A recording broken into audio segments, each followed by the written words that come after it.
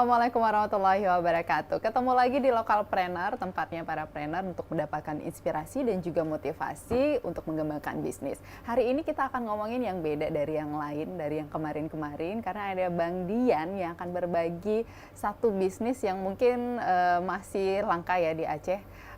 Kalau kita lihat di akun Instagramnya itu namanya King Soka. Apa sih King Soka itu? Nanti dijelaskan langsung oleh ownernya nih. Halo Bang Dian, apa kabar nih? Alhamdulillah baik. Alhamdulillah baik. Nah, ini ada King Soka, ownernya King Soka gitu ya. Tadi kita udah ulik-ulik sebelum kita tampil di sini gitu ya. Kita udah ngobrol-ngobrol, ternyata ini adalah kepiting lunak, gitu ya. Tapi sebelum kita bahas tentang produk ini, kita tuh mau tahu dulu, ini awal mula Bang Dian merintis bisnis atau usaha itu awalnya gimana sih ceritanya? Kita mulai terus nih ya. Ya, mulai terus dong. Iya benar. Jadi awal ceritanya itu kan sebenarnya saya backgroundnya itu arsitek. Oke, arsitek ternyata. Arsitek, ya ikut-ikut di bangunan gitu kan. Kita ya di dunia teknik lah gitu kan. Nah cuma kan namanya di daerah gitu kan. Saya kebetulan memang kemarin itu sempat dari Jakarta, kita kuliah di Trisakti gitu kan. Nah ketika kita di daerah ini kan nggak semuanya itu berjalan mulus gitu ya. Yang akhirnya mungkin sebenarnya iseng kali, kayak di saat lagi galau gitu kan, karena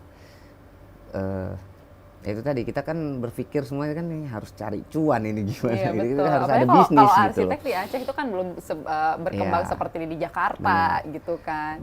Dan kita bukan pegawai negeri kan, bukan, gitu, iya, PNS gitu kan.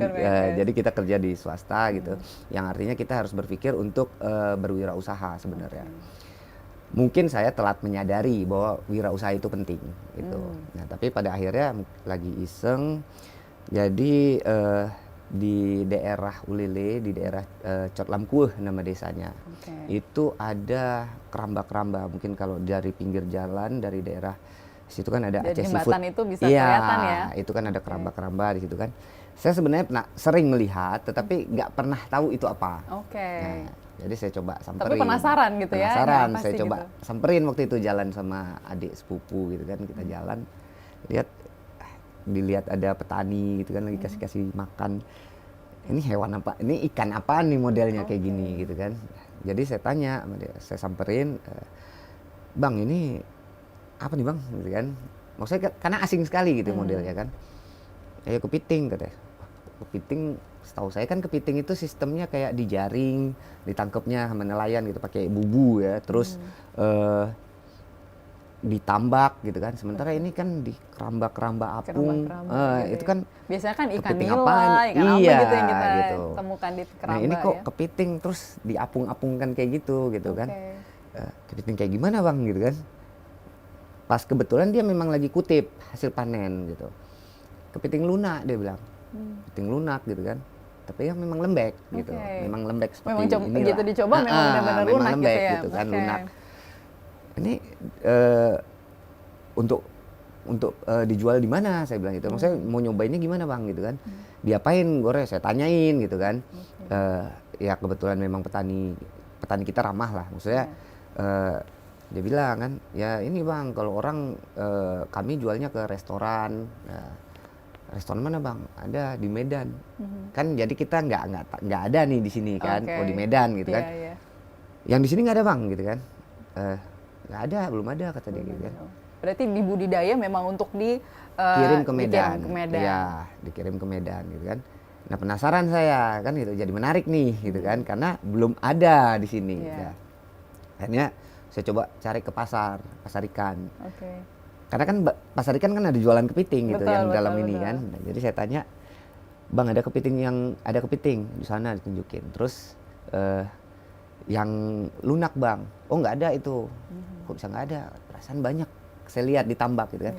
Jadi kalau mau cari yang lunak itu di mana Bang? Tambak kata dia gitu. Jadi pasar aja tidak menjual itu. Gitu. Artinya memang pasarnya juga nggak ada gitu, nggak ada yang beli. Tidak ada gitu. di sini mungkin yang beli kan. Nah, jadi saya pikir saya coba balik lagi ke sana karena nggak ada yang jual. Saya tanya, Bang saya boleh beli nggak? Coba sekilo kan gitu. bolehlah untuk coba-coba dikasih, karena kan ini orang ini kan mainnya partai besar ya, tonan. Betul, karena memang Produksi dikirim ke mereka luar. iya per bulan aja mereka bisa produksi sampai 3 ton maksimal gitu loh. Jadi kan awalnya saya pikir besar sekali, Kak. Cuman rupanya ternyata itu kecil gitu kan. Di Medan jauh lebih besar produksi kepiting soka gitu. Jadi saya pikir yaudah coba 1 kilo gitu kan. Cari di internet, di YouTube resepnya gitu kan. Ternyata banyak gitu loh kepiting soka. Tapi memang di situ saya baru tahu bahwa kepiting soka ini adalah Indonesian Premium Seafood. Harganya sangat mahal. Dan saya juga baru tahu teman-teman hari ini ternyata king soka itu adalah kepiting soka itu yang memang seafood premiumnya Indonesia. Seafood premium Indonesia, dia di bawah lobster. Kalau lobster kan Indonesian Premium Seafood nomor 1. Setelah itu kepiting soka. Dia sekelas kita bilang sama tuna lah kan gitu. Jadi kalau dari segi harga juga memang bersaing ya dengan itu ya lobster dan juga tuna. Jadi kan dia memang kalau hanya ada di resto-resto mewah, Chinese resto gitu dengan harga mungkin per porsi bisa sampai 125 ribuan per porsi gitu kan. Jadi gitu waktu lihat di internet gitu ngecek ternyata banyak olahan dari ada, tetapi maksud saya lebih tertarik pada akhirnya ke potensinya. Karena kenapa? Begitu saya cek gitu kan potensi kepiting soka ini, rupanya Indonesia baru memenuhi 7% dari permintaan pasar dunia. Dan bibit kepiting kita di Aceh itu nomor 2 terbesar setelah Kalimantan. Kita bisa mengirimkan, kita itu produsen bibit kepiting yang dalam seharinya 3-5 ton itu dikirim keluar. Artinya kan banyak sekali. Gitu kan. Nah, namun masih sedikit yang membudidayakan ini. Karena memang nggak tahu dan nggak biasa mengkonsumsi itu juga gitu karena ya. tidak tahu nilainya, value-nya. Nah, jadi akhirnya pihak daerah luar membeli, ya kita sebut aja lah Medan gitu kan, membeli ke Aceh bibit kepiting kita. Ya petani kan dengan senang hati namanya, karena nggak tahu nilainya gitu kan. Nah, jadi Medan ngambil. Nah, ada beberapa petani yang memang dia tahu karena itu adalah potensi yang memang setiap bulan rutin gitu kan. Akhirnya dia mau budidaya gitu. Nah, dan budidaya kepiting soka ini sebenarnya sangat mudah.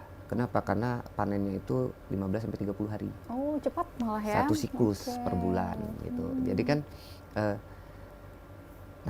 saya cobalah tadinya karena saya melihat potensinya seperti itu, terus saya belum ada kompetitor. Gitu penasaran itu benar-benar riset ya ternyata. Saya riset otomatis karena kan ini menarik nih gitu kan. Maksudnya di luar dia Indonesian Premium Seafood yang hanya dijual di resto-resto mewah.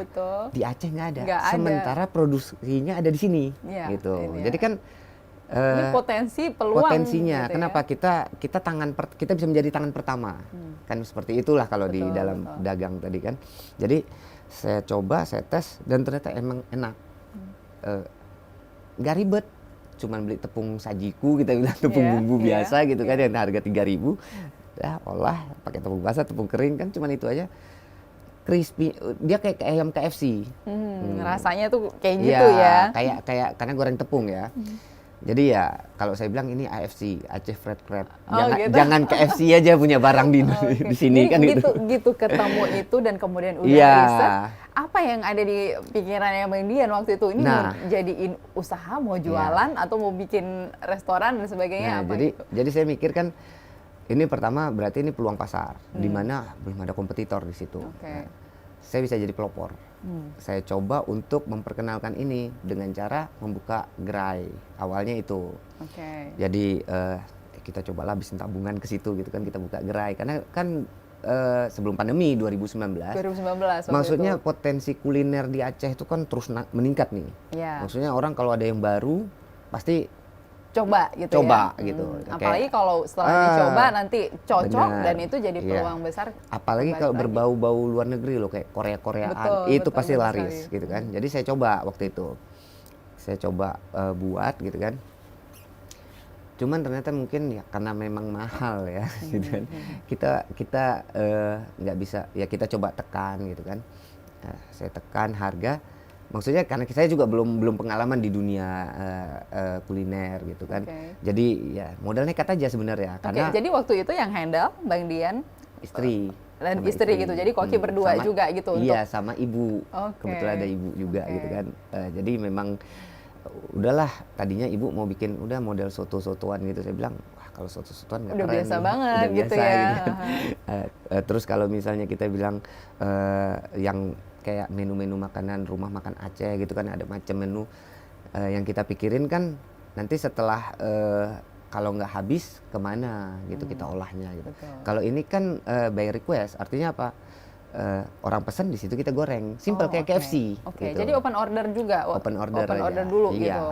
Nah, tetapi ternyata yang namanya bisnis kuliner ini nggak semudah itu. Saya nggak paham yang namanya dulu marketing, branding, promosi. Itu gitu. belum tahu nggak sama ngerti sekali. sama saya, karena saya dunia saya kan teknik. Iya, saya betul. bilang. Pokoknya nih ada duit tabungan ya, jangan sampai ini kebetulan ada usaha nih, kayaknya kita cuma ngelihat potensi saat itu. Potensinya peluangnya gede nih, belum ada kompetitor, kita main di situ gitu kan. Ternyata bisnis itu nggak semudah itu gitu kan. Nggak semudah itu ya. Aduh, banyak tantangannya ternyata. Banyak sekali tantangannya. Jadi di situ yang awalnya sih menarik ya, sehingga orang mau nyoba. Tapi lama-kelamaan, maksudnya kebanyakan yang datang itu orang yang pernah di luar, terutama orang-orang Medan. Yang berarti yang mereka juga tahu. Yang itu tahu sebenarnya. itu. Betul. Nah, saya nggak nyangka rupanya orang kita nggak tahu yang namanya kepiting soka. Padahal produksinya di sini. Betul. Gitu. Dan saya juga ngaku baru kan, hari baru tahu, ini kan? tahu yang gitu ketemu sama Bang Padahal Dian, saya udah baru tahu. 5 tahun lalu, 5 tahun yang 2019. lalu, aduh ketinggalan banget saya. Bener. Jadi ternyata memang disitulah yang kecelek lah kalau saya bilang. Ini kok rupanya orang Aceh nggak tahu gitu. Akhirnya kita turunkan lagi promosi lah dulu kan. Sampai turun sampai akhirnya ada orang Medan yang sakit hati. Sakit hatinya gini, Bang, aku makan di sana 120.000 per porsi, di sini abang jual kok segitu kata dia kan. Aku sakit hati kali. Jadi akhirnya rata-rata yang beli memang orang luar gitu kan. Nah, baru 3 bulan berjalan, alhamdulillah tiba-tiba pandemi. Oke, Jadi tantangan kan baru tantangan lagi. baru lagi di situ kan. Baru aja mulai bangkit itu baru ya. mulai kita udah promosi.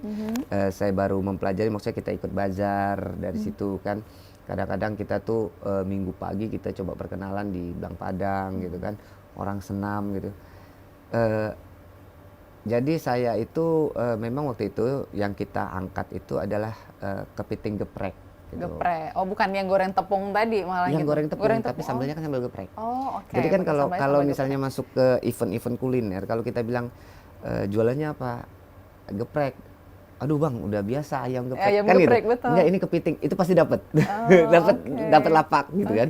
Wah, keren tuh. Gimana tuh? Ya, makanya beda Bang, soalnya ya, beda karena soalnya. kalau bilang ayam geprek udah menjamur gitu ya, udah banyak menjamur banget. kita di sini. Tapi kalau misalnya kepiting geprek, orang kan berpikir gimana kepiting digeprek gitu loh. Betul. Jadi kan goreng tepung terus dikasih sambal geprek ya sama sebenarnya gitu, kayak ayam geprek, cuman sambelnya sama tapi bedanya adalah bahan bakunya tadi. Iya, betul. Ya. Alhamdulillah laris di situ. Nah, tapi itulah tadi tiba-tiba pandemi datang. Awal-awal pandemi ini kan kita ketakutannya berlebihan. Luar biasa, betul, karena Jadi, hal baru gitu iya, yang benar-benar menakutin. Anak-anak anggota kerja pengen minta pulang ke semuanya, terus otomatis kan kita harus keluarkan semua di situ. Oke, jadi di 3 bulan itu memang omsetnya tuh menjanjikan sekali, sampai akhirnya ada yang bantu juga selain bertiga, ibu sama istri.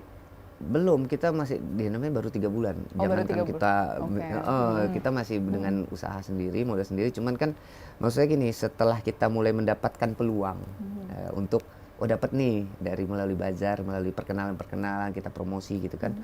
Tapi rupanya ternyata pandemi, nah orang kerja minta pulang, itu kan gaji harus dibayarkan, ya semuanya dalam satu waktu lah, itu besar sekali gitu kan, yang artinya untuk operasional juga jadi berat. Terus memang kan waktu itu ada seminggu pertama tuh semua kafe harus tutup. Betul. Nah, jadi ya udahlah, mau gimana kan gitu, kita nggak tahu nih gimana ke depannya. Udah tutup, akhirnya saya lihat ini berat untuk memulai kembali, buka lagi. Saya alih sewakan toko, saya jual meja, kursi semua, saya pindahkan ke rumah. Kebetulan saya tinggal di toko juga gitu kan, kita ada buka usaha laundry sebelumnya. Nah, jadi aksesnya juga mudah gitu ya, dekat jalan ya. Tapi sudah bukan resto lagi, jadi kayak orang jualan ayam geprek pakai styling gitu. Kan itu. Nah, sempat buka di GoFood segala macam gitu kan, tapi mungkin ya karena udah bukan kelasnya lagi sebenarnya di situ. Jadi akhirnya ya berat lah maksud saya untuk meneruskan penjualannya. Iya, itu berat. orang yakin nggak yakin itu kepiting soka bagi yang paham gitu kan. Karena ini bukan resto pinggir jalan gitu kan. Padahal baru aja kemarin sosialisasi memperkenalkan promosi gitu ya, tapi ternyata kendala pandemi. Iya, dipikir kepiting apa gitu kan. Udah tuh giliran orang yang mau beli kemahalan kan gitu karena harganya memang tinggi juga gitu. Jadi nggak cocok dia ditaruh di pinggir jalan. Jadi akhirnya itu pun tutup juga. Itu berarti berapa bulan itu berjalan yang hanya di depan toko pakai? Ya pokoknya 3 bulan resto, 3 bulan. Nggak nyampe 3 bulan, sebulan pun habis itu yang kita digerai itu kan. Maksudnya ya berat lah gitu operasionalnya. Jadi 2 usaha yang harus kita laundry sama itu yang kita tanggung kan. Nah terus ya buka resto ini kan maksudnya buka jualan itu kan kita harus fokus. Sementara kita megang 2 usaha gitu. Ya kalang kabut memang gitu. Nah terus kan demam UMKM. Nah, pemerintah banyak memberikan bantuan ke UMKM. Karena saat itu pandemi memang yang menghidupkan kembali ekonomi kan dari UMKM ya saat itu ya. Ya, dan terutama UMKM yang masuk itu kan UMKM yang punya produk kemasan. Nah, saya kan bingung, ini siap saji gimana kita masuk nih untuk bisa jadi produk kemasan. Di situ kita berpikir lagi, Kak, gitu kan. Gimana caranya produk ini bisa jadi produk kemasan, bisa ikut artinya pameran. Berhenti itu bukan putus asa gitu ya, tapi pikir kembali ini apa yang bisa kita buat lagi gitu ya. Sebenarnya jujurnya karena belum balik modal. Belum balik modal ya, itu baru berapa jadi bulan aja ya.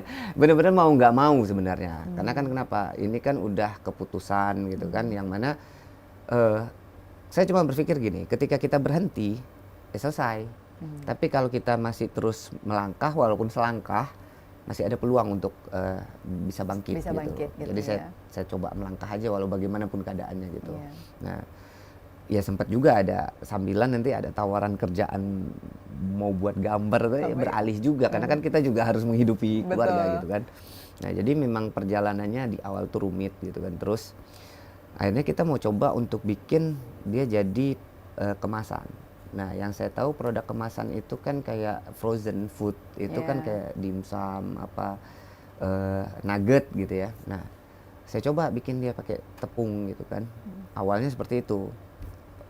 Awalnya belum seperti itu, tapi kita coba jual yang mentah seperti ini. Mentahnya dulu. Tapi dikemas gitu kan, di vakum lah gitu. Nah, tapi ternyata ya kita perlu kulkas gitu. Jadi kadang-kadang tuh pas kita kan kalau pameran itu kan rame-rame ya. Itu sampai taruh di meja gitu, sebelah kita meja kering gitu kan. Maksudnya ada produk-produk mau keripik lah apa segala macam, pisang apa macam lah. Itu sampai ibu-ibu tuh bilang, "Bang, abang jualan ikan yang di sini dong, Bang. Basah ini meja." Aduh, kacau banget. Komen juga gitu sama tetangga jadi, gitu ya. Bener, jadi bener-bener memang ya tahan hati lah gitu kan. Ini berarti harus kering nih. Nah, kita kasih tepung gitu kan.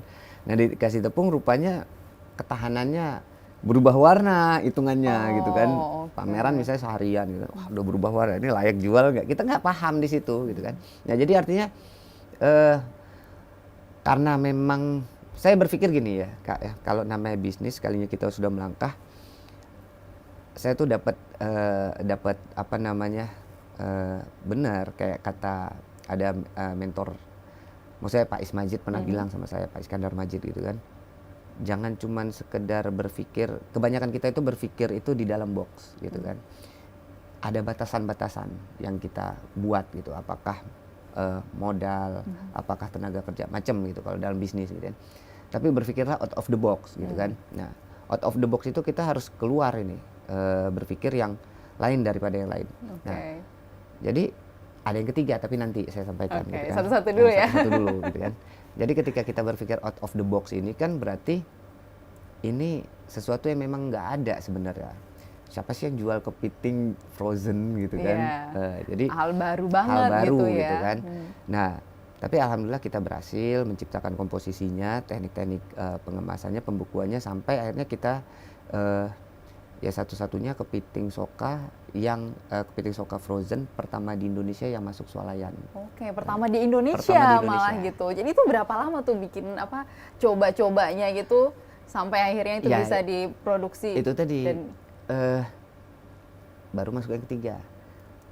Sebenarnya idenya out of the box. Tapi pertanyaannya adalah mau nggak kita itu melakukannya terus gitu. Artinya sabar gitu ya. Iya, karena percobaan itu banyak sekali gitu kan. Yang artinya masuk ke yang ketiga, kalau kata Pak Is, without box. Artinya apa? Tanpa udah nggak ada jalan mundur. Okay. Kalau kita masih berpikir ada jalan mundur, kita nggak akan maju. Ini artinya udah posisinya yang gimana cara harus bisa lah. Nah, di situ yang udah without box lagi, kita udah apapun gimana, ceritanya harus maju terus harus gitu maju ya. terus, mau rugi gitu. Kadang-kadang kita beli kepiting, terus ini ya kadang-kadang memang udah nggak temakan lagi, namanya percobaan segala macam. Dan itu kan modal keluar semua. Gitu. Ya kalau ditanya kanan kiri itu udah ya tutup kuping aja, pokoknya nggak ada jalan mundur, kita maju gitu kan, harus berhasil. Alhamdulillah kita berhasil di situ, dapat apresiasi dari teman-teman di luar gitu kan. Itu pertama kali masuk ke swalayan di mana? Itu waktu itu belum, tetapi kita berhasil membuat satu inovasi kepiting soka ini tadi. Dia bisa tahan 7 hari. 7 hari. Sehingga dia bisa keluar izin edar, dan saya kirim ke, ya karena itu tadi penjualan di sini daya beli kita agak lemah, kita jual ke luar dibantu oleh teman-teman dari ikatan alumni waktu itu. Makanya saya kirim ke Jakarta sampai penjualan kita ke Bali. Malah di luar dulu. Malah di luar. Nah, itu tahun berapa berarti? 2021. 2021. Nah, 2020 2021. Cuman kemudian muncul lagi tantangan berikutnya. Apalagi nih tantangannya banyak banget ternyata, jadi banyak sekali. Pengusaha. Benar, nggak mudah. Tapi itu kembali ke mental gitu ya. Jadi tantangan selanjutnya adalah ternyata petani kita semua itu sudah banyak yang di-booking. Di-booking oleh pihak luar. Pihak luar, yang artinya begini. Kita kan ngambil 10 kilo, 5 kilo, 20 kilo berdasarkan kebutuhan. Medan ngambilnya kan langsung 3 ton. 3 ton, gitu. kalah jauh banget. Kalah jauh. Jadi artinya apa? Kalau mau ikut harga sana, dan karena sedikit ada ongkos geser. Begitulah istilahnya kalau di, ya kan otomatis sudah nggak masuk HPP. Dan ternyata saya baru tahu soka ini ketika ada mendekati musim Natal tahun baru Imlek. Nah, Imlek itu kan tahun barunya Cina ya. Orang itu makannya kepiting. Lebarannya. Jadi permintaannya di situ tinggi. Permintaannya luar biasa di situ. Karena kebetulan itulah 3 bulan itu disebut kalau di luar negeri itu crab season. Musim kepiting. Nah, karena Lebaran kita kan makan daging, mereka makannya kepiting gitu ya. Makin gede kepiting, pokoknya memang kepiting lah makanan mereka gitu kan. Jadi ekspornya luar biasa, dan itu harga meningkat tiba-tiba. Harga meningkat tiba-tiba ya kan, sementara kita kan ada jualan yang nggak bisa kita rubah-rubah harga di situ. Betul. Saya nggak paham itu dulu. Akhirnya nggak dikasih barang sama petani lokal kita. Nggak dapat berarti. Nggak dapat barang. Ya, saat itu permintaan waiting list saya tuh udah hampir ratusan waiting list. Terakhir minta maaf satu-satu. Udah ditunggu-tunggu gitu ya di luar ya di sana. Minta maaf semua gitu kan. Tapi saya upayakan dulu, maksudnya saya cari barang sampai ke Medan juga nggak dikasih, karena ternyata pasar ekspor lagi tinggi banget permintaannya, harganya udah sampai waktu itu permintaan ke petani aja 140, 130 sampai itu 140 per kilo. Itu dari ya? petani. Harga ekspor itu udah mencapai 210 kalau ke ekspornya. Jadi kan sementara saya masih ambilan 90, 100 paling tinggi kan, ya di atas itu udah nggak sanggup lah, angkat tangan. Saya disitulah yang setelah saya pastikan nggak dapat barang, bahkan sampai ke Medan saya minta maaf kan gitu, maksudnya ya udah memang nggak bisa penuhin permintaan yang di sana gitu kan. Nah tapi kan logikanya ternyata ini hambatannya sudah bukan di kita lagi. Artinya gini, bukan lagi masalah di modal kita, bukan lagi masalah di manajemen kita, bukan lagi, tapi sudah terkait pasar nih. Seperti itu ternyata kondisinya, dan itu kan nggak mungkin. Gimana kita kondisi ini, pasarnya pun udah besar. Saya itu udah di luar kendali. Di luar kendali sama sekali. Yang akhirnya ya itu tadi tantangan berikutnya, kita terus menghadapi yang namanya mental pengusaha itu diuji di situ. Terus atau stop gitu. Nah, tapi kembali karena lagi. mundur bisa tadi stop Iya, gitu. Prinsip saya seperti itu. Kalau udah sekali maju, ya gimana, upayakan nggak ada jalan mundur. Iya, karena begitu kita berhenti, selesai. Jangankan bicara balik modal, memang udah selesai gitu kan. Jadi lebih baik. Berapa lama waktu itu masa kita nggak dapat kepitingnya? Itu kan dari 2019 sampai itu kan di 2020 mulai ketahuan seperti itu, terus 2021 mulai ketahuan seperti itu permainannya gitu kan. Nah yang akhirnya saya pulang kampung. Saya berpikir udah pulang kampung kemana cari, Bang? saya pulang kampung ke Kuala Simpang. Ke Kuala Simpang, ke Medan, oke. Ke Aceh Tamiang gitu kan. Saya itu berpikir cari tambak. Nah, waktu itu akhirnya udah cari tambak aja, mungkin saya sewa tambak, saya budidaya sendiri gitu kan. Sudah ada pernah saya booking kerjasama sama orang karena kan tambak di jauh ya. Kampung saya tempat saya itu kampung saya itu di dataran tinggi, maksudnya di daerah sawit. Air lautnya jauh. Jadi saya cari yang ke pesisir gitu kan. Nah, nggak lama banjir Tamiang tuh. Iya, yang itu ya yang sampai ngantri truk-truk itu ya. Jadi jadi jangankan kita budidaya, kolamnya udah nggak kelihatan gitu kan. Jadi wah ini nggak bisa nih. Ada aja ternyata cobaan ya. Ada aja cobaannya. Nah, sampai akhirnya mungkin udah buntu gitu kan. Udahlah kita bikin aja yuk di sini gitu. Saya ajak anak-anak muda gitu kan. Saya lihat maksudnya kampung saya itu dampak pandeminya luar biasa, Kak. Karena kenapa? Kebanyakan anak muda kita kerjanya di luar. Di luar lagi banyak banyak pekerjaan yang stop lah karena pandemi. Terus jadi harus pulang kampung. Pulang kampung. Kalau di kampung kerjaannya palingan kalau nggak daerah getah, sawit, ya gitu-gitulah kan. Maksudnya banyak akhirnya ujung-ujungnya cuman ngabisin waktu seharian di warung kopi main game gitu-gitu ada penghasilan gitu kan. Gitu ya. Nah, jadi saya pulang kampung, saya ajak orang itu bantuin Abang yuk. Apain Bang? Kita bikin kolam. Karena udah ini juga kan. Nah, nama apa Bang? Lele. Inilah bukan kepiting gue bilang. Itu kan semua bilang gila Bang. Kepiting gitu ya. Bikin kepiting di kolam, maksudnya bikin kolam kepiting di dataran sawit gitu kan, di dataran tinggi gitu. Air asinnya dari mana gitu kan segala macam dah. Gampang kita pakai garam saya bilang. Itu asal ngomong gitu. Asal ngomong aja gitu, bukan udah tahu ada ilmu untuk budidaya ini. Belum ada ilmunya sama sekali.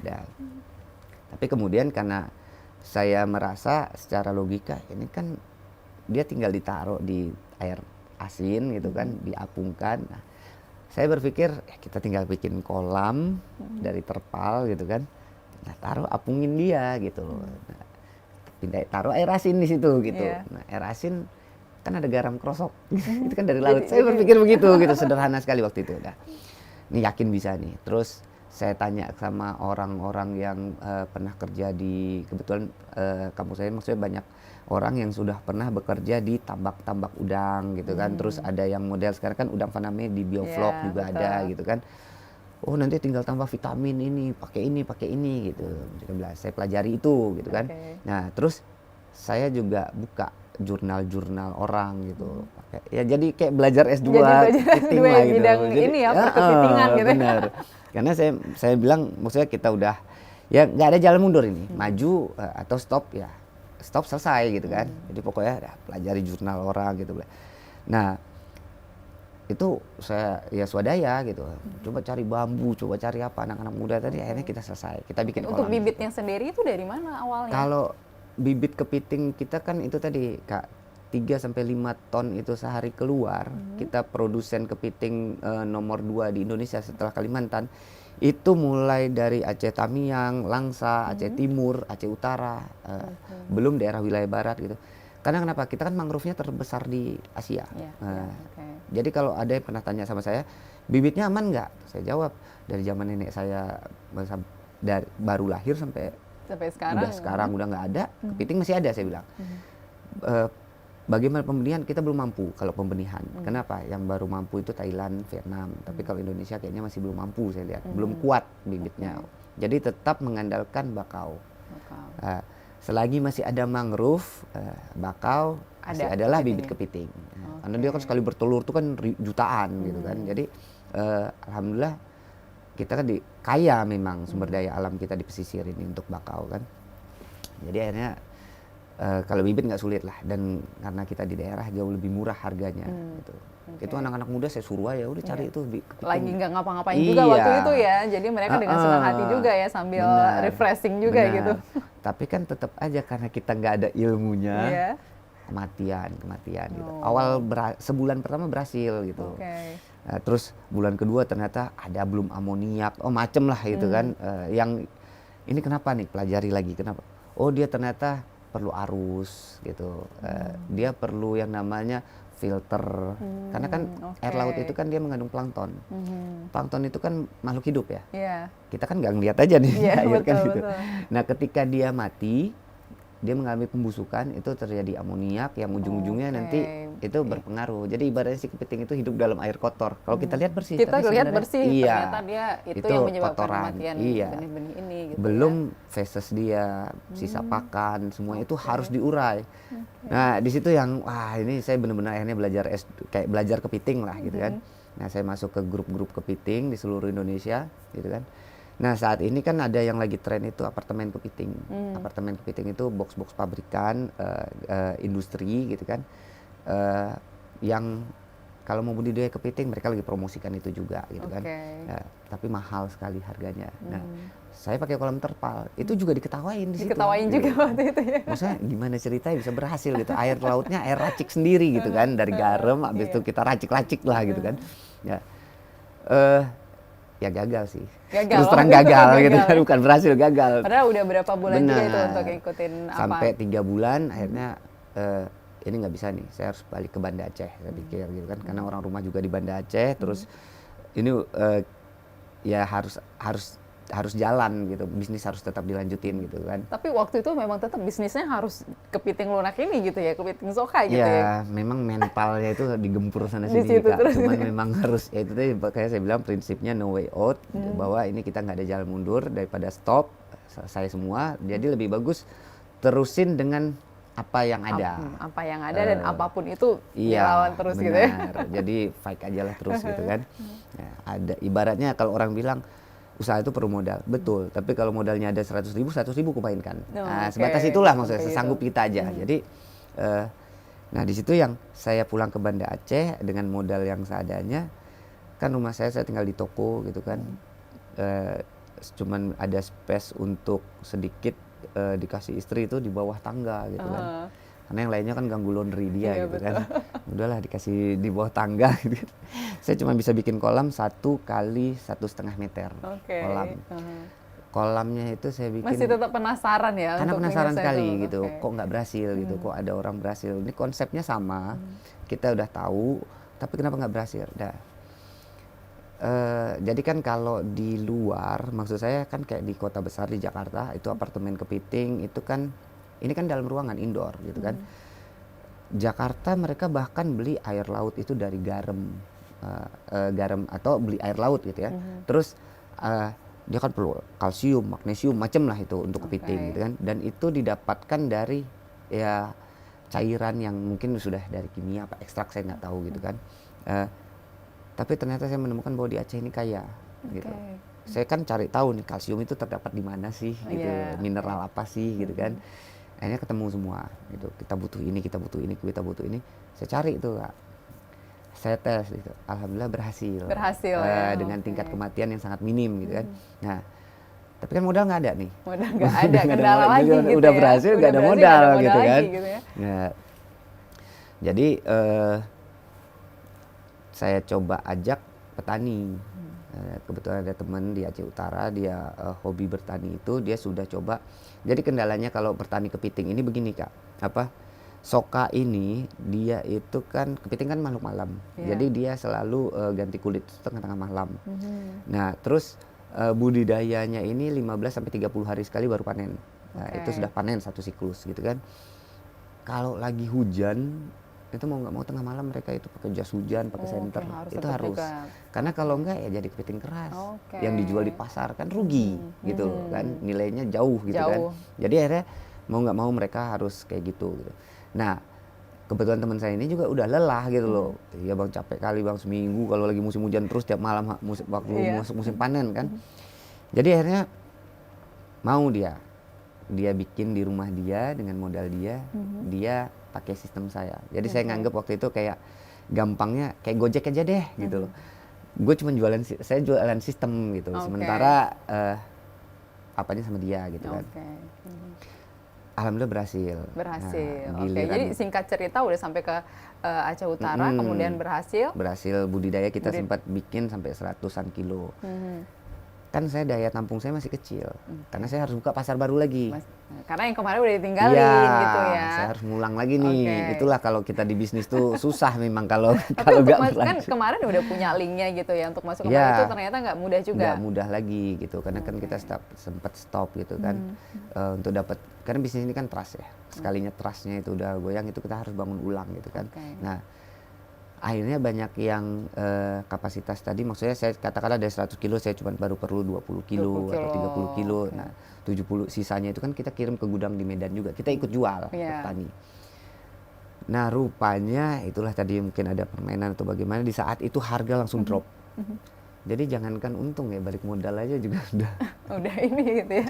Tapi akhirnya itu di awalnya memang udah King Soka? Nah jadi sebelum saya main ke luar, karena kan digital gitu kan saya ikut pelatihan-pelatihan yang dari dinas, kita harus buat brand, kita harus buat merek gitu kan.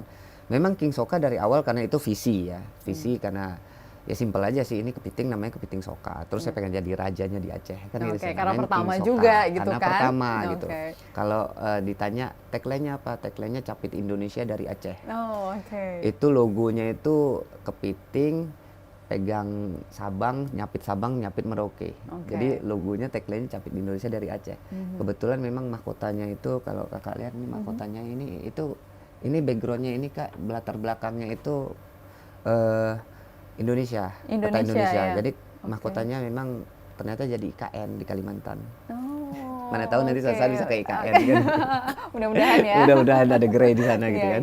Nah jadi itu awalnya dulu. Nah saya coba hakikan sampai ya teman-teman di grup kepiting tuh marah gitu. Maksudnya wah ini kurang asem nih, kecil tapi karena udah kita patenkan udah langsung di kingnya itu kan. Brandnya nilainya jadinya di situ dari nilai brandnya. Terus akhirnya kita punya jaringan budidaya kepiting, jaringan seluruh Indonesia, terus jaringan petani di sini. Nah itu tadi yang setelah ternyata hasil budidaya tadi, hasil panennya kita jual ke Medan, rupanya anjlok harga. Saya kan harus putar otak nih, berarti kita nggak bisa jual ke Medan. Ada kendala baru lagi, ternyata ada tantangan barunya anjlok. Kita harus cari pasar di sini, harus buka pasar di sini. Nah sementara dengan modal terbatas tadi untuk buka gerai kembali sulit gitu kan, untuk kita tawarkan juga karena kan kalau di petani ini kan nggak mungkin tahan barang, tetap harus cash gitu kan. Nah akhirnya disitulah saya coba masuk ke swalayan, dibantu juga oleh di swalayan groceries gitu kan. Dibantu di situ, kita jual di groceries sistemnya. Kita masuknya itu berarti masih yang ini ya? Yang mentah. Yang mentah. Punya petani kan, maksudnya kita packaging, kita kirim, gitu, kita masukin ke situ. Dan mereka kan memang punya frozen punya freezernya ya, display freezernya tadi. Terus ya alhamdulillah rupanya bagus di situ. Maksudnya gini, ketika saya dulu jual karena saya mungkin belum dikenal di lokal, itu kurang murah. Yang mepet sekali gitu. Tapi ternyata ketika masuk ke swalayan memang di situ kelasnya. Gitu. Karena yang nyari juga ya pasarnya memang beda gitu ya. Makanya dulu karena kita nggak tahu masalah target market segala macam. Jadi memang banyak bantuan dari pemerintah juga soal pengetahuan itu akhirnya kita tersampaikan ke kita gitu kan. Apalagi saya yang memang backgroundnya berbeda juga gitu kan untuk cari-cari ilmu terkait dengan kepiting Soka ini gitu ya. Ilmu bisnis juga gitu kan. Jadi akhirnya kita paham, oh ini ternyata memang harus ada segmen, harus ada target market yang begini dan setelah masuk swalayan alhamdulillah kita jadi ya itu tadi kepiting Soka pertama yang masuk ke swalayan dari seluruh Indonesia. Dari seluruh Indonesia. Dan kita kalau di Aceh udah masuknya ke groceries dan Suzuya.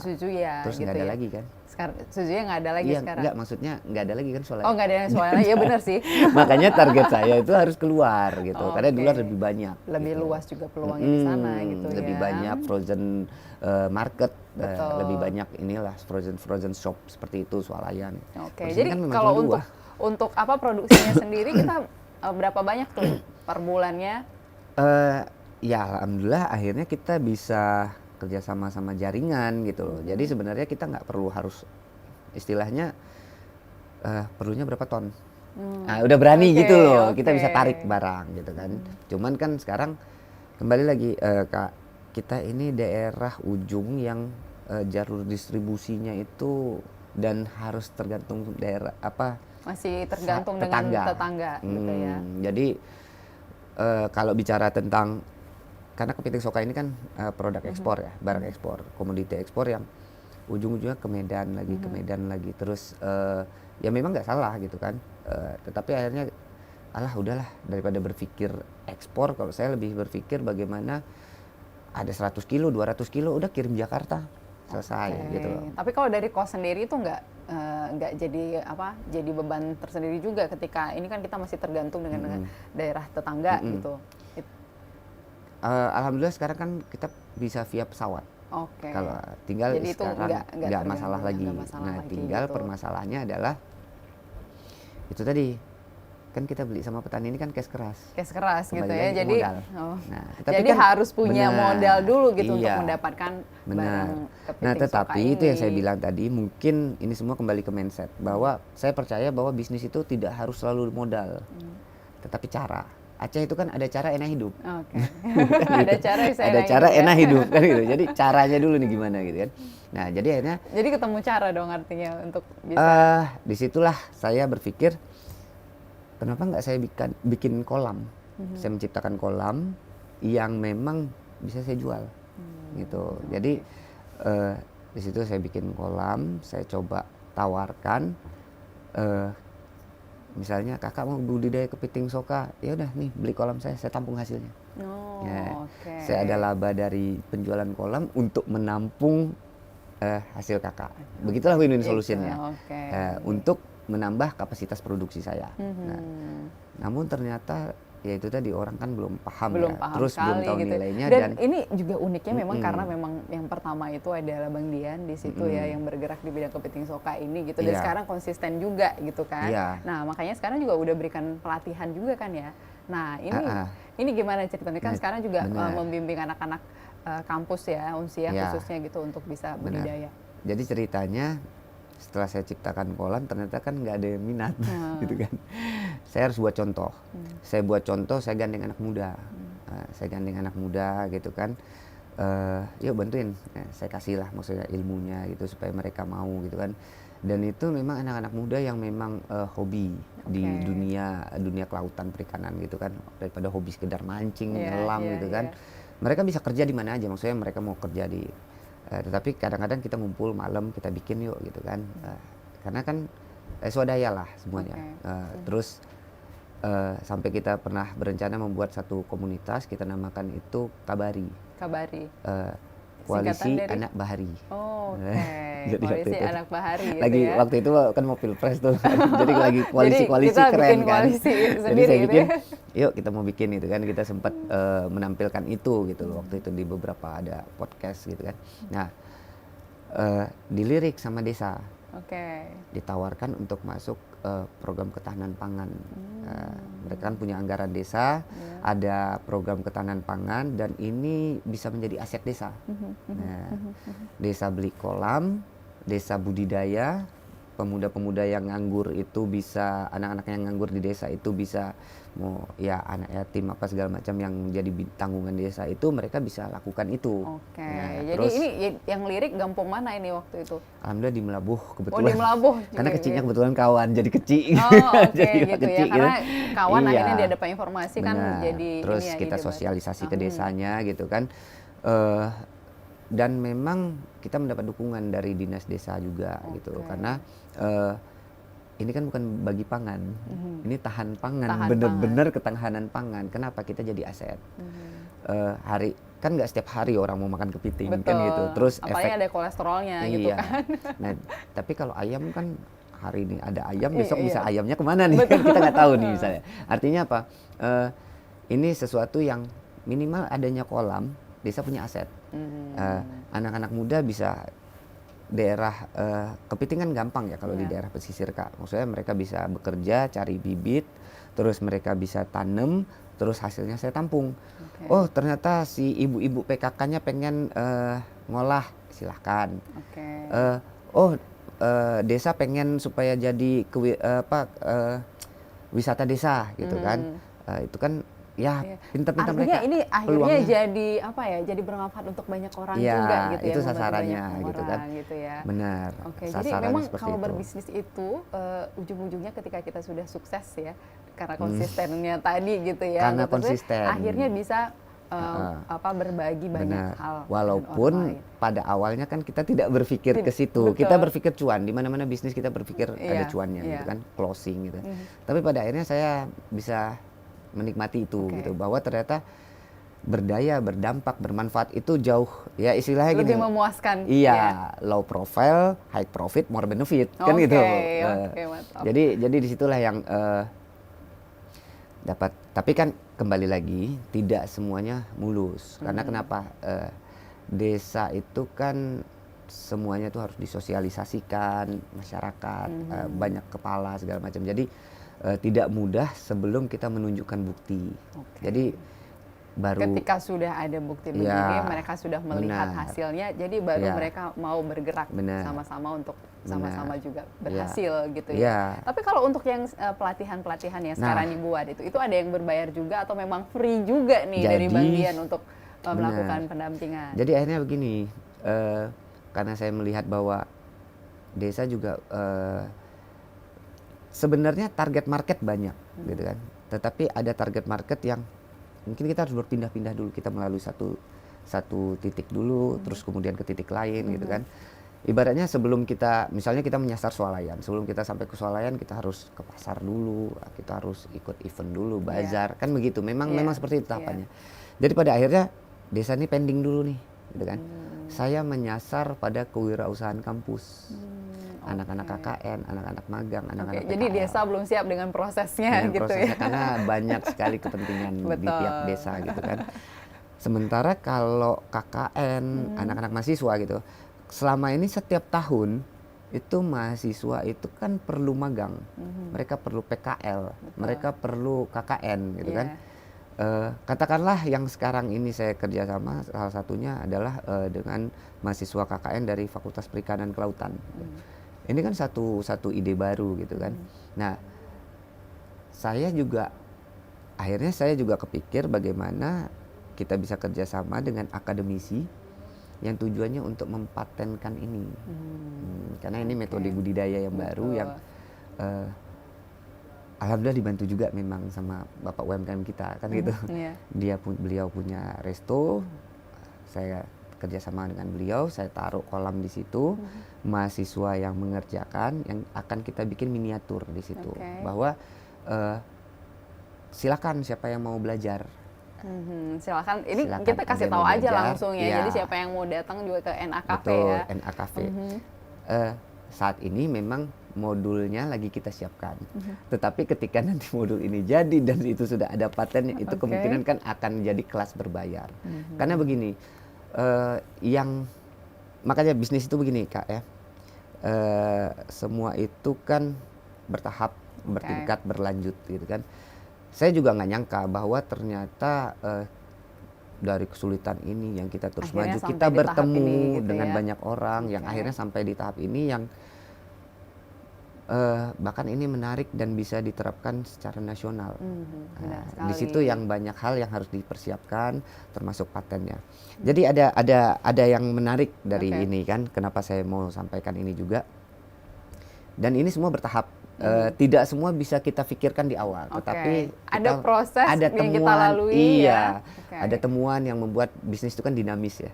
Ada temuan-temuan yang membuat kita tuh, oh berarti muncul ini, muncul ini. Kita belajar ini. gitu, Iya. akhirnya kita menghasilkan sesuatu yang baru lagi. Benar. Dan kemudian jadi support juga Benar. untuk melanjutkan bisnis itu. Benar. Nah, saya dulu ngalamin keadaan di mana ketika kita percobaan-percobaan itu kan banyak kepiting mati. Dan ternyata ada kepiting yang nggak semuanya berhasil panen. Nah, ada ciri-cirinya gitu kan. Nah, itu ujung-ujungnya yang seneng teman-teman tetangga semua itu. Senang karena? Iya, sering dapat kepiting. Oh, senang karena dapat kepiting ya. Sering dapat ya, karena kan nggak sama kita makan sendiri, udah lah bagi-bagiin aja gitu kan. Bagi-bagiin gitu kan. Akhirnya tapi mungkin itu jadi salah satu berkahnya juga ya. Ya, biarpun itu kepiting gitu. akhirnya gagal panen, dapat berkah tetangga-tetangga gitu kan. Jadi seperti itu kan akhirnya kan ini keluar duit terus nih, beli bibit gitu kan. Iya. Tapi itulah bisnis ya. Maksud saya ketika kita mau ya harus ada more benefitnya lah yang harus kita pikirkan di situ, manfaatnya juga apa gitu kan. Mungkin dari yang seperti kakak bilang ada harap doa-doa dari mereka, senengnya mereka jadi rezeki bagi kita juga gitu kan. Nah jadi disitulah yang akhirnya saya berpikir ini yang matinya gimana ini. Kadang-kadang tuh nggak harus nunggu mati gitu. Kalau ditambak di alam, kita nggak tahu dia sudah berapa lama mati. Kadang-kadang tuh memang nggak bisa dipakai karena udah bau busuk dia kan. Mungkin udah seharian atau nggak apa bisa gitu. Dikonsumsi nggak lagi bisa juga dikonsumsi gitu kan. Nah kalau di sini karena dia memang di indoor, saya bisa bilang Kak, kepiting saya ganti kulitnya tunggu saya bangun tidur malah Kak. Nggak harus tengah malam gitu. Karena kita udah tahu kan. Udah ritmenya udah ini banget ya. Chemistry-nya udah nyambung banget. Udah nyambung banget, emang udah ngomong kita sama kepitingnya gitu kan. Jadi kan maksudnya kita tahu yang ini gagal, bakal gagal. Udah gitu. tahu. Jadi terus, kemudian yang gagal itu nanti ternyata bisa diolah lagi. Daripada kita bagi-bagi tadi, akhirnya kita rebus dan itu semua masuk ke dalam paket pelatihan yang kita berikan nanti gitu. Dan ini hasilnya. Ini ya, inilah kita akhirnya mereview juga nih sampai kemari itu. Ini hasilnya, jadi kepiting-kepiting yang gagal panen kemudian diolah, ini menjadi apa namanya ini Bang? Sambal kepiting. Sambal kepiting. Karena kepiting lunak biasanya sudah di seluruh Indonesia pernah coba sambal cumi, pasti udah pernah nyoba. Sudah pasti. Sambal teri, sambal cumi gitu ya. Iya, kalau sambal kepiting kayaknya masih bisa dihitung jari kalau di seluruh Indonesia. Saya aja belum pernah coba sama sekali. Kecuali kepiting yang keras itu, yang cangkang keras itu ya memang kita sambal itu ya memang yang biasa gitu ya. Nah ini juga seperti itu Kak, karena kan ini dia belum berhasil ganti kulit, kita lihat nggak tumbuh kakinya. Nah kan masih keras. Betul. Nah udah kita rebus, kupas jadi sambal gitu. Jadi sambal. Artinya saya hidup dan mati saya tampung. Kalau di kolam saya. Nah itu karena punya mental yang memang setiap apa yang gagal di sini harus tahu dulu penyebabnya apa dan bisa dibuat jadi apa gitu ya. Hulunya itu kolam, hilirnya itu hilirisasinya sambal. Sambal kepiting ini gitu. Dan ini kita bisa dapatkan di mana nih sekarang nih untuk? Saat ini kita masih maksudnya permintaannya sudah banyak, produksinya belum siap. Jadi belum masuk swalayan sama dengan Kisoka yang frozen. Belum, karena kan kita ya itu tadi saya bilang semuanya bertahap gitu. Karena kita bukan mau segala sesuatunya memang perlu modal segala sesuatu, tapi kita menyesuaikan aja lah. Menyesuaikan gitu. Fokusnya yang mana dulu? Berarti kita lebih fokus ke yang frozen. Sebenarnya enggak. Fokusnya ya semakin banyak yang budidaya, saya semakin banyak bahan baku. Jadi semakin banyak yang bisa diproduksi juga nantinya gitu. Nah, terus bagaimana budidayanya? Ya kan kita banyak program ya, program desa, program kampus, program kewirausahaan muda, program ya mungkin dari dinas-dinas lainnya nanti ada programnya ekonomi kreatif, kita bisa menyasar ke situ. Yang artinya gini, nggak perlu semuanya itu kita yang adakan. Karena pada akhirnya saya menyadari bahwa bisnis itu adalah membangun sistem, membangun jaringan. Akhirnya nanti tinggal menjalankan sistem itu aja gitu ya. Jadi ini belum kalau mau dapat produk baru ini by PO aja. By PO aja. Jadi kalau ada open order. Benar. Dan sekarang itu PO-nya aja waduh, udah waiting list semua gitu ya. Biasanya benar. gimana cara dapat untuk bisa masuk ke waiting list open order? Bisa melalui kita, bisa ke NA Coffee. Atau kunjungin Instagramnya juga sudah ada ya. Boleh, bisa. Jadi DM langsung ke sana. Karena mungkin yang penasaran gitu ya. Ini karyanya Bang Dian gitu ya yang dari 2019. Dan siap sajinya juga ada di NA Coffee Kak. Maksudnya yang mau pakai olahan lada hitam, asam manis. Dan kita sediakan untuk oleh-oleh bisa. Untuk oleh-oleh juga bisa. Jadi maksudnya gini, kan banyak orang luar pengen cari misalnya apa sih makanan yang khas di Aceh gitu kan.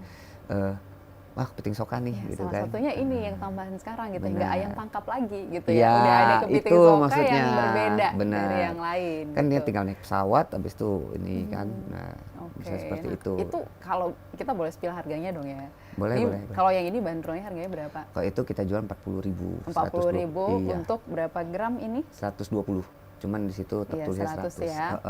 Jadi 120 gram dengan harga 40.000. Kalau kita mau yang oleh-oleh tadi tuh, yang kepiting yang sudah diolah, itu bisa ke NA. Tapi kisaran harganya nggak karena ini di sana ya, menu bisa langsung ya. sana. Ya kisaran 50, 50, 65-an. Oke, 56. Pokoknya masih dia tergantung berapa gram kan, ambil yang paket berapa gitu kan. Oke, jadi kalau teman-teman mau rasa yang diolah itu bisa langsung ke NA Cafe atau gitu mau ya. ngolah sendiri ya bisa beli ke swalayan, ke grocery. Iya, grocery sudah tersedia, tinggal diolah sendiri gitu ya. Resepnya bisa cari di internet banyak sekali. Mau gitu bikin ya. olahan kayak gimana bebas ya. Betul. Kan gitu. Nah, luar biasa nih pelopor dari King Soka nih ya, luar biasa. Ini udah bisa bikin disertasi sih sebenarnya ya, bukan cuman dan ini yang sedang dikerjakan karena untuk pengurusan paten itu kan perlu itu ya, dan saya kan bukan di background situ, makanya saya kerja sama dengan akademisi dan itu sangat dibantu oleh kita cita-citanya ingin menjadi ya itu tadi pelopor, inovator, food planner kan gitu. Jadi ini bisa diterapkan ya, mungkin mendukung program pemerintah ke depan soal hilirisasi gitu kan. Ya dan kewirausahaan muda yang mengarah kepada Gen Z gitu. Ada, bisa dicek lah di IG kita gitu, kita sedang melakukan itu. Gitu. Tapi ada tantangan sendiri nggak sih untuk bisa, ini kan pelatihan terus, saya ketemu sama Gen Z terus. Nah itu, jadi ini lucu nih Kak kan, maksudnya saya sedang bersama mereka gitu kan. Gen Z ini kalau saya lihat kan memang polanya agak unik ya, maksudnya mereka tuh uniknya begini. Mereka sebenarnya bukan nggak bisa kerja, tetapi mereka memang perlu ruang untuk bisa mengekspresikan apa ya, kalau kita bilang apa ya, jiwa pamer ya kalau sekarang ya. Gitu karena ya, kan harus nge-TikTok ya? Gitu, harus main TikTok, harus nari-nari, joget-joget, harus ke IG gitu. Mereka harus posting gitu. Jadi kita harus kasih kesempatan mereka untuk bisa memposting, mengekspresikan gitu kan, mau mereka nari-nari di situ gitu, ya terserah lah. Bisa dilihat di IG saya gitu. Dan saya seneng gitu. Maksudnya saya seneng kayak misalnya kegiatan-kegiatan yang saya ciptakan dalam pelatihan budidaya ini, mulai dari mereka itu merakit kolam gitu kan. Itu kan motong-motong apa kayak prakarya. Saya bikin kegiatan-kegiatan yang terus giliran nanti udah selesai udah show off dulu sebentar gitu ya di TikTok, nari-nari gitu. Tinggal tahu aja sih sebenarnya mereka tuh seperti apa gitu. Jadi pelatihannya juga tetap berjalan dengan baik, hasilnya juga baik. Waduh, karena seru banget nih. Dan satu saya salut begini, karena mungkin mereka dunianya seperti itu gitu kan. Mereka tuh kan selama ini kan melihat bahwa memang segala, kayaknya kan kalau kita lihat wah di YouTube dapat AdSense, dapat pemasukan dari medsos, kita bilang kan mimpi mereka tuh seperti itu. Makanya mereka itu berani tampil agar menjadi viral. Dan dunia sekarang memang ditentukan oleh viralitas sebenarnya. Betul. Nah, menariknya mereka ini adalah mereka jago bikin konten. Dan jadi ini dapat konten creator, dapat konten yang bisa dapat mereka konten, ini juga dapatkan hasilnya dari media yang mereka benar. Jadi sebenarnya mereka bukan hanya untung dari budidaya, dari ini gitu. Tingkat mereka review sama saya yang review beda loh viewersnya. Itu yang saya bilang, orang ini luar biasa saya bilang. Gitu. Itu peranan Gen Z kalau saya bilang. Dan kita harus menyesuaikan. Seru banget nih ngobrol sama Bang Dia sampai kita nggak sadar waktu kita ternyata udah di penghujung waktu nih. Tapi saya mau kasih tahu dulu nih ke pemirsa yang menyaksikan kita hari ini ya. Ini kita bisa dapatkan dengan ikut PO tadi ya, masih waiting list ya, tadi harganya 40.000. Nanti tinggal kunjungi aja Instagramnya King Soka. King Soka ya namanya ya. Tinggal di follow aja, kemudian DM dan kemudian juga bisa mendapatkan produk frozennya di grocery Swalayan. Siap sajinya di NA Coffee Premium. Siap sajinya di NA Cafe ya, yang di Lantemen ya. Lantemen. Nah terima kasih banyak ini Bang Dian atas inspirasinya dan mudah-mudahan ini jadi motivasi ya untuk planner-planner di rumah yang saat ini sedang menyaksikan kita, dan terus semangat seperti Bang Dian. Kegagalan ataupun ujian dan tantangan pada saat membangun bisnis itu nggak boleh bikin kita berhenti, tapi terus maju. Terima kasih nih untuk Bang Dian atas ilmunya hari ini. Dan terima kasih juga untuk pemirsa udah menyaksikan kita hari ini. Kita ketemu lagi di lokalpreneur lainnya dengan pembisnis UMKM lokal yang juga sukses dengan banyak usahanya. Akhirnya saya Dalma Dhani, terima kasih atas kebersamaan Anda. Sampai jumpa. Assalamualaikum warahmatullahi wabarakatuh. Waalaikumsalam.